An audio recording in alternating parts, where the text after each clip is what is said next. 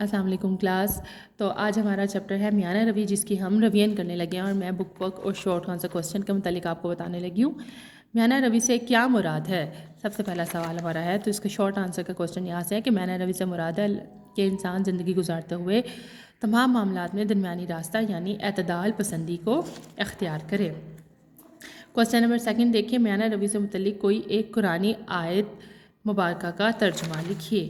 یہاں سے دیکھیے اللہ تعالیٰ نے قرآن مجید میں ارشاد فرمایا ہے کہ اپنی چال میں اعتدال اختیار کرو اور اپنی آواز کو پست رکھو. چال میں اعتدال کا مطلب ہے کہ نہ زیادہ اچھلتے ہوئے چلو اور نہ زیادہ دھیمی رفتار سے چلو کہ کچھوے کی مانند لگو، بلکہ اعتدال پسندی کا مطلب ہوتا ہے کہ سکون سے رکھو اور آواز پست رکھو، آہستہ آواز میں بات کرو.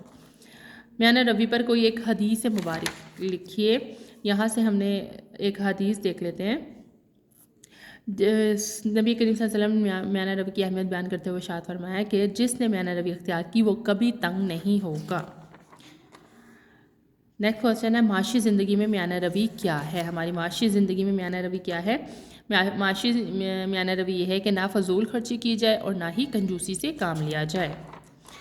میانہ روی کے کوئی سے 2 فوائد بیان کیجیے. اس میں کوئی سے 2 فوائد اپنی مرضی کے دیکھ لیجیے. میں نے یہ والے لکھے ہیں کہ میانہ روی اتباع رسول اللہ صلی اللہ علیہ وسلم ہے، انسان فطرت کے مطابق زندگی بسر کرتا ہے. ٹھیک ہے، ایم سی کیوز دیکھیں. میانہ روی کے معنی ہیں درمیانی راستہ. ایک حدیث مبارک کی روح سے سوال کرنا نصف علم کہلاتا ہے. زندگی گزارنے کے بہترین اصول ہے میانہ روی. غم میں کس چیز کا دامن نہ چھوڑا جائے؟ صبر کا. ایک حدیث مبارک کی روح سے خرچ میں میانہ روی ہے نفس معیشت.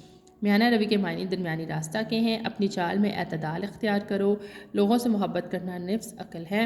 سب سے بہترین کام میانہ روی کا ہے. میانہ روی کی وجہ سے انسان اخلاقی برائیوں سے دور رہتا ہے.